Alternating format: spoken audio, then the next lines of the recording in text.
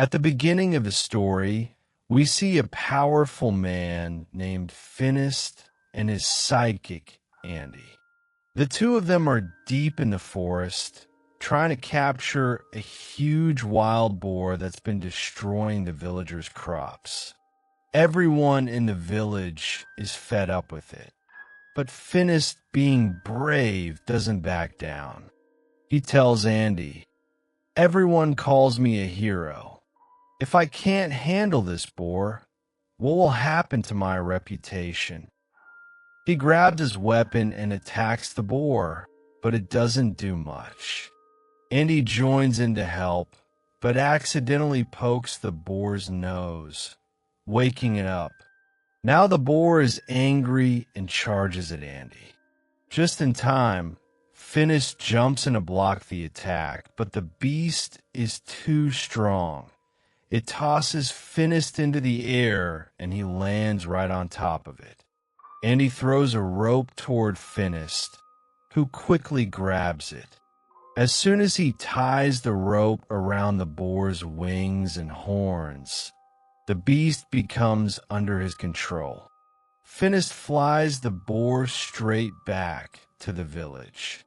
When the villagers see Finnest riding this giant wild boar like it's nothing, they cheer for him. Among the crowd is a sorceress named Baba Yaga. She challenges Finnest, saying, "If you're really that strong, prove it. There's a giant rock blocking water near my home. Move it if you can." Finnest laughs and says he's faced far bigger problems, then starts bragging about his bravery. But Baba Yaga isn't impressed. She wants proof. The crowd laughs, and Finnest storms off angrily, feeling humiliated. Now he's determined to prove himself again so people will admire him like before. Andy suggests a way. There's a tower guarded by a monster.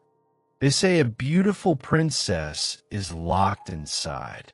If you kill the monster and rescue her, you'll be famous everywhere. Finnest agrees. That night, he and Andy head to the tower. When they arrive, they see a group of warriors already there. But those guys aren't there for fame. They want to marry the princess. They ask Finnest, "If we all defeat the monster together, who gets the princess?" Finnest replies, "I don't want her. I just want the glory." Privately, Finnest tells Andy he wants to defeat the monster alone. So instead of waiting for morning, he sneaks in through the window. Inside, he meets the princess, who says, "Did you come here to die too?" Finnest replies, "I'm here to rescue you." But she runs away. When Finnest grabs her hand to stop her, she pulls away and hides behind a pillar. Suddenly, a snake attacks Finnest. He fights back, but soon realizes it's not just any snake. It's the tail of the monster he came to fight. Finnest attacks with all he's got, but nothing works. Finally, he grabs the snake's mouth and tries to rip it open. But the snake spits in his eyes, blinding him. Now Finnest is completely blind. Even though he's lost his sight, Finnest doesn't give up. He feels around with his foot and finds his weapon. He keeps attacking until the entire tower starts collapsing. The noise wakes up the other warriors, who rush in, only to find rubble. No princess, no monster. Just Finnest, injured and barely standing. When Andy learns Finnest has gone blind, he takes him home. Finnest is angry, frustrated, and bitter. He can barely do anything by himself now. Andy, heartbroken, goes to ask Baba Yaga for help, but she refuses, reminding him that when she needed help, Finnest ignored her. This news crushes Finnest even more. Time passes. Andy stops visiting. Finnest struggles to survive. His money runs out. Kids steal his food. One day, Andy visits, but Finnest yells at him to leave. Soon Finnest is so poor, he starts eating rotten fruit from the market. One day, as he's sitting there hungry, Baba Yaga passes by and drops some food into his basket. Before they can talk, a group of bandits attacks the village. Finnest can't see, but he can hear everything. People screaming, crying. When the bandits come near, Finnest attacks using only the sound of their voices.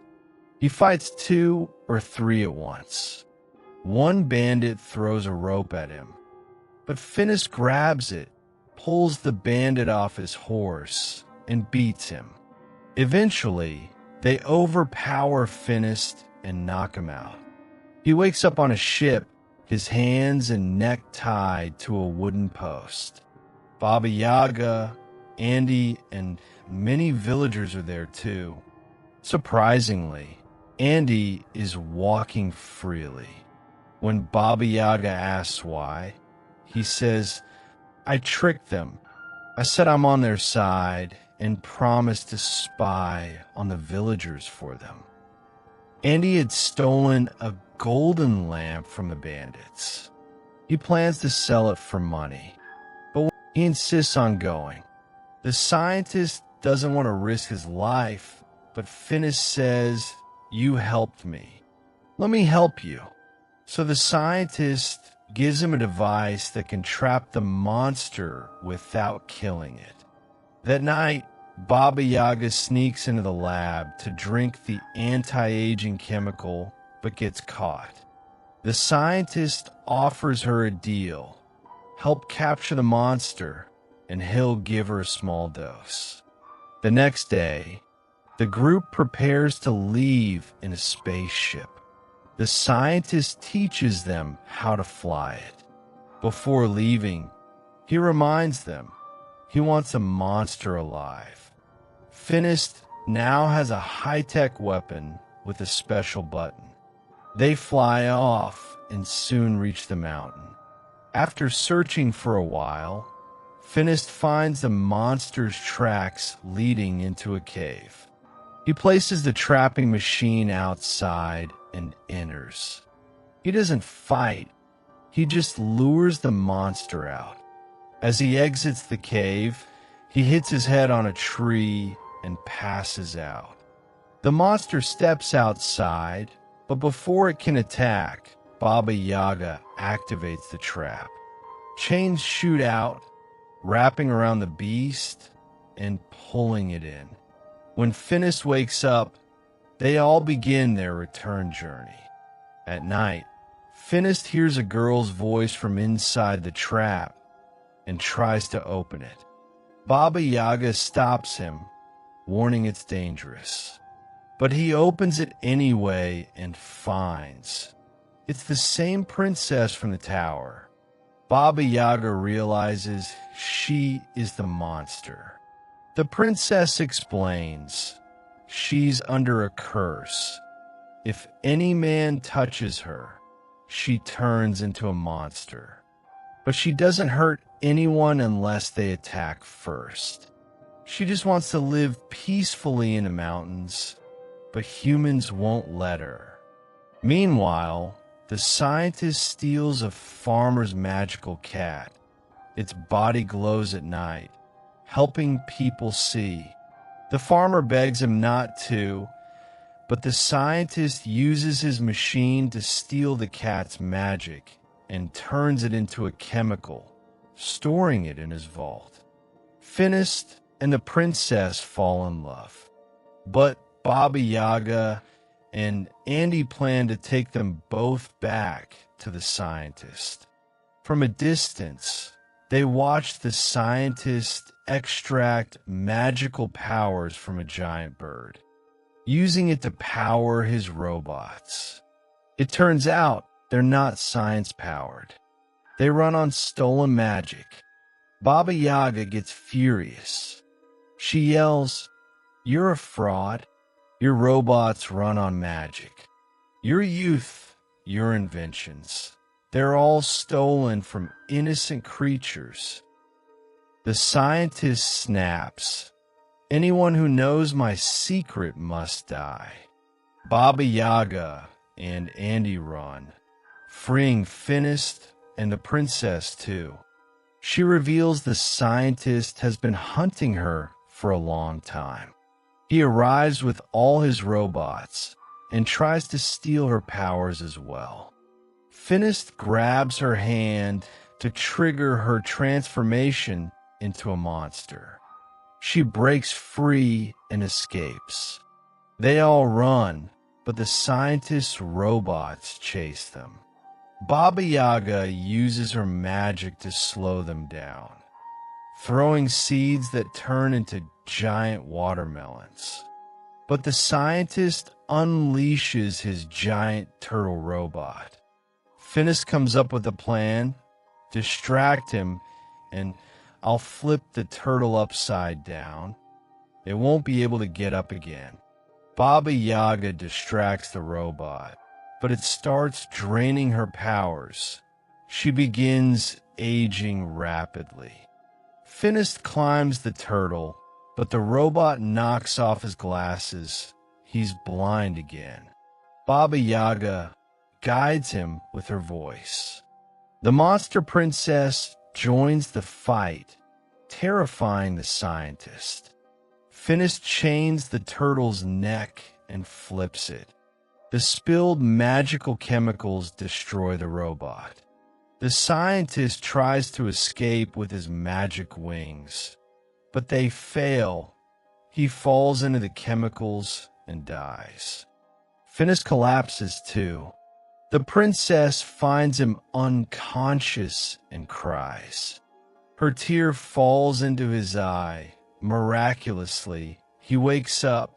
His sight is restored. Finnest confesses his love, promising to stay with her. But she says she can't stay because of her curse. Finnest returns to the village, heartbroken. But Baba Yaga discovers a way to break the curse. She tells Finnest the curse was unfairly forced on the princess, and that their next mission will be to lift it. But that story will continue in the next part of the movie.